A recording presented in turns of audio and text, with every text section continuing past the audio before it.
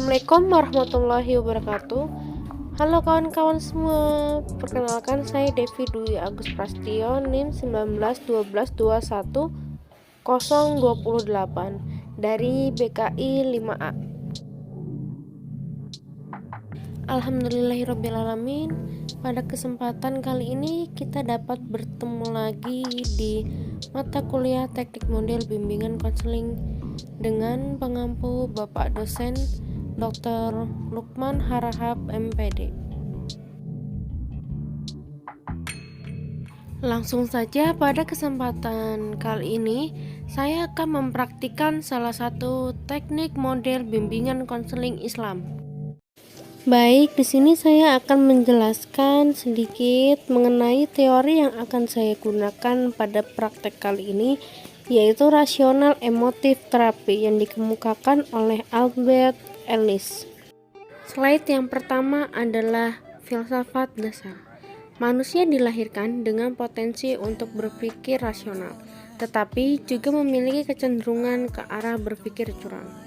Mereka cenderung untuk menjadi korban dan keyakinan-keyakinan yang irasional, berorientasi kognitif, tingkah laku, tindakan, dan menekankan berpikir, menilai, menganalisis, melakukan, dan memutuskan ulang.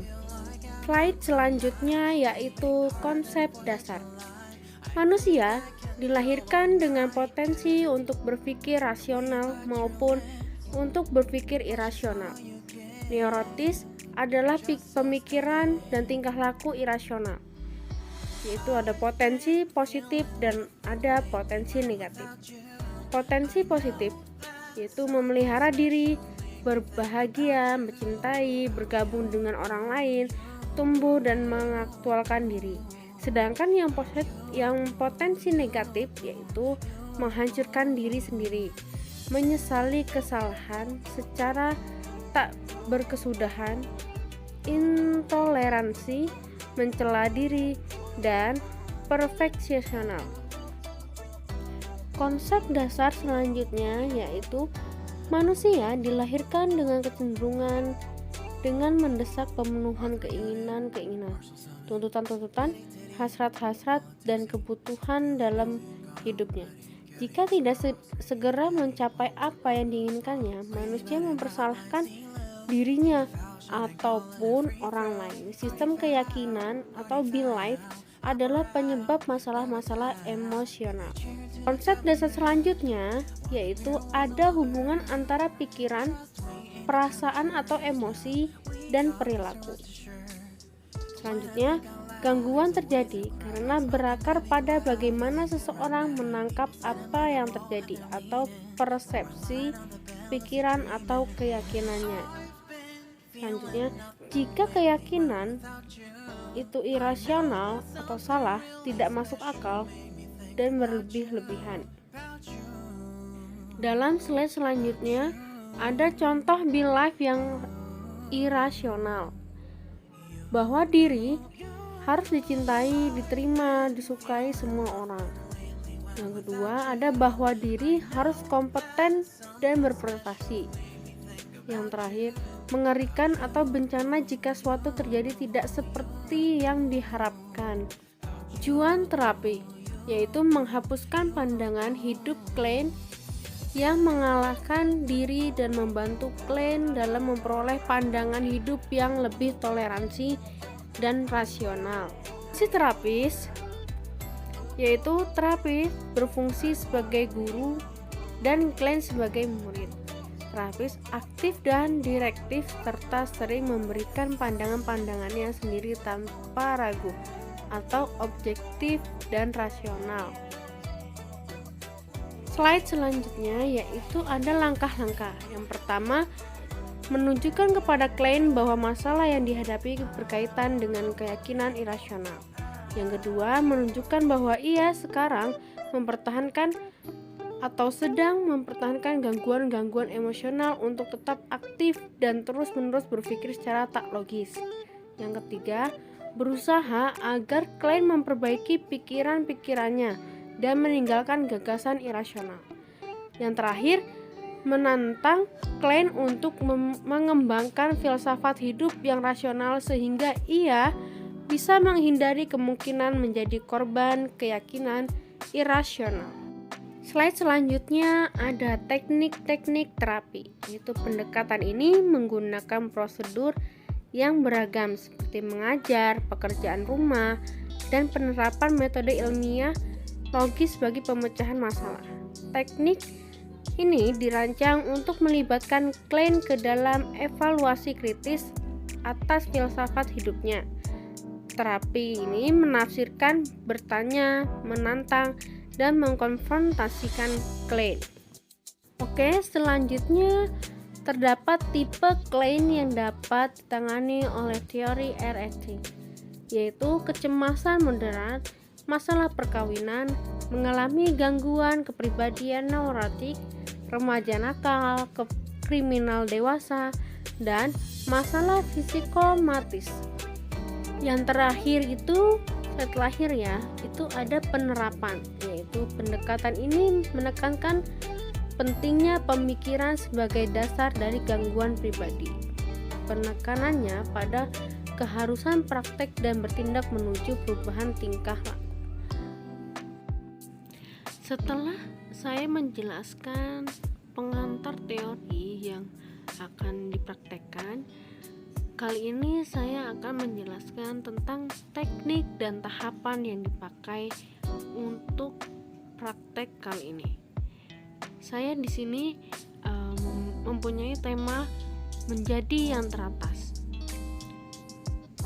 Tahapan teknik yang akan dipakai yaitu yang pertama ada identifikasi masalah.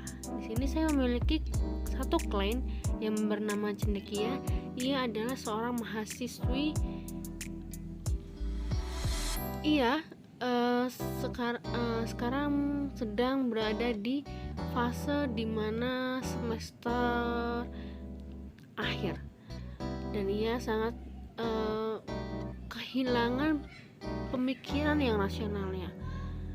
Ia berpikir selalu irasional dan kesulitan memahami apa yang dialaminya. Selanjutnya, karena dilihat dari permasalahan tersebut, maka dapat melakukan konseling individual untuk memberikan bantuan kepada konseli mengenai tuntutan pada dirinya sendiri untuk selalu menjadi yang teratas. Dalam kasus ini, saya menggunakan teori pendekatan RET dengan teknik assertive training, yaitu melatih dan membiasakan diri dengan perilaku tertentu yang diinginkannya. Menggunakan teknik self control, yaitu dengan mengontrol dirinya, dan menggunakan teknik homework. Treatmentnya yaitu proses wawancara dilakukan di media online melalui video call dan WhatsApp di waktu yang senggang atau tidak memiliki aktivitas kembali. Selanjutnya, saya akan memaparkan sebuah praktek konseling individual dalam permasalahan selalu menjadi yang teratas ini, yang selalu berpikiran irasional dengan cara pendekatan RET. Assalamualaikum, Bu. Waalaikumsalam, Mbak Cendekia. Apakah waktunya sudah longgar atau sudah tidak ada kegiatan kembali? Iya, Bu, sudah kosong dan sudah santai. Lalu apakah ada tugas kuliah? Ada sih, Bu, tapi saya belum mengerjakannya. Loh, kenapa begitu? Apa ada yang menyebabkan tidak konsen?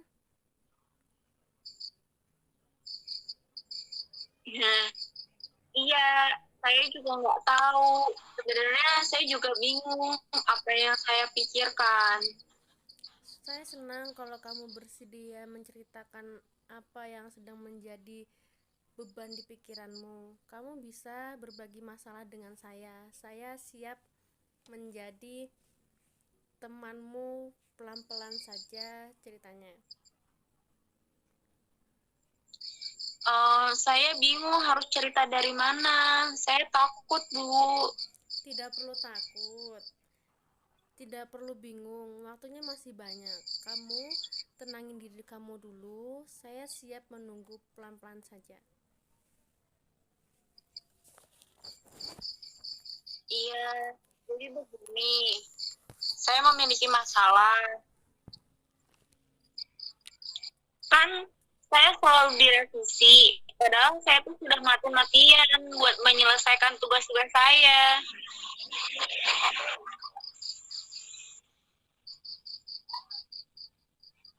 Ya, ya, saya memahami perasaan Mbak Cendekia. Lalu ungkapkanlah pelan-pelan. Saya selalu begadang. Saya berusaha semaksimal mungkin untuk menyelesaikan revisi dan berharap tidak direvisi dan selesai. Bahkan karena masalah ini, IPK saya turun dan teman-teman saya pun menjauhi saya. Saya sangat memahami perasaan Mbak Cendekia. Terus apa lagi yang Mbak rasakan? Padahal saya sangat berharap sekali dan saya sudah berusaha untuk selalu menjadi yang teratas. Tapi saya sendiri yang memaksakan kehendak saya. Coba Mbak ceritakan bagaimana pelan-pelan. Saat itu saya dan kawan saya ingin menyerahkan saya yang sudah kami revisi. Ketika saya memberikan kepada pembimbing, saya belikan bahwa saya harus merevisinya kembali. Padahal saya sudah yakin bahwa tidak akan direvisi lagi. Selain itu, saya memberikan semuanya kepada beliau, dan beliau sangat yakin meminta saya untuk revisi kembali walaupun saya sudah mengkomplainnya.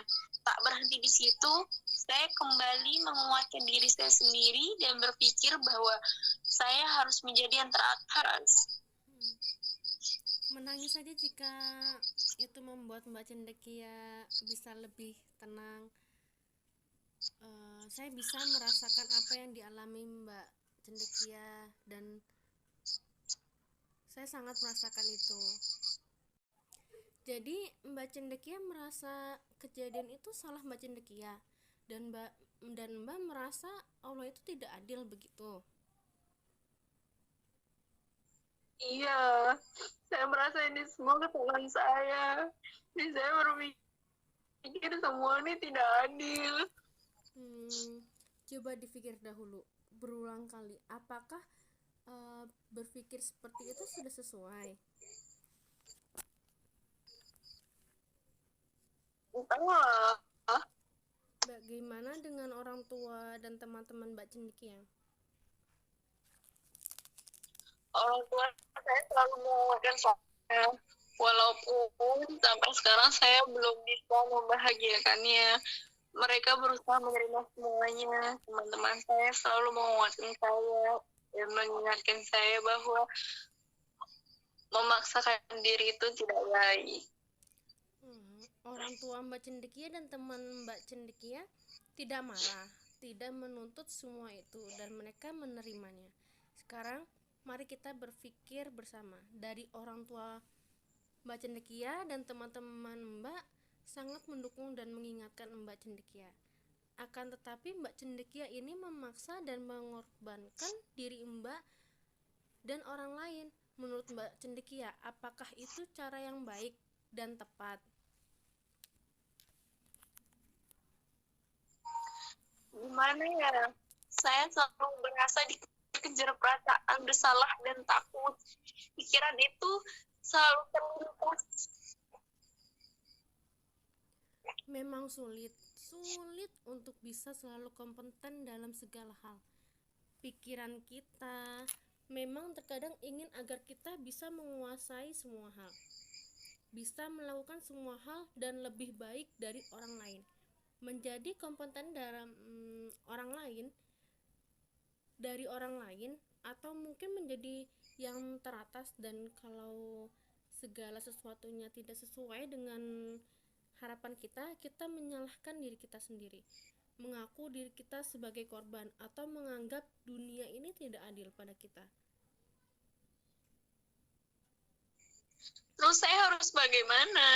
Nah, sekarang kamu itu harus mengubah pemikiran kamu, ubah kata-kata harus menjadi sebaiknya.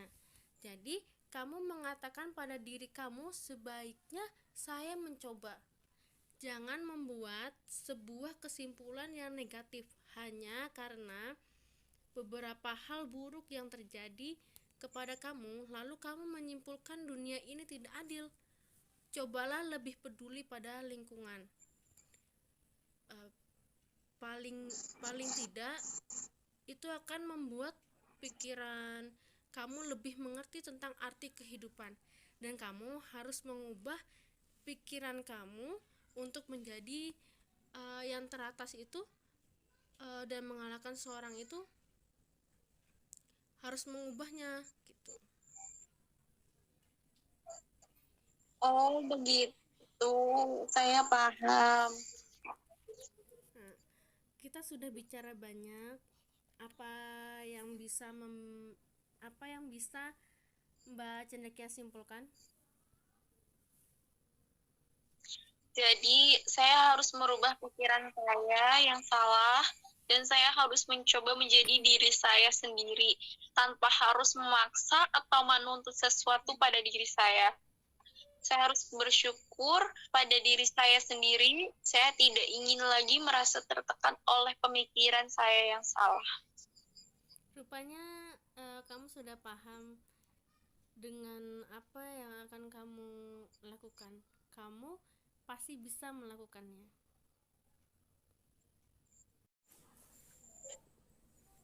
Alhamdulillah, saya merasa lega dan tidak merasa tertekan lagi.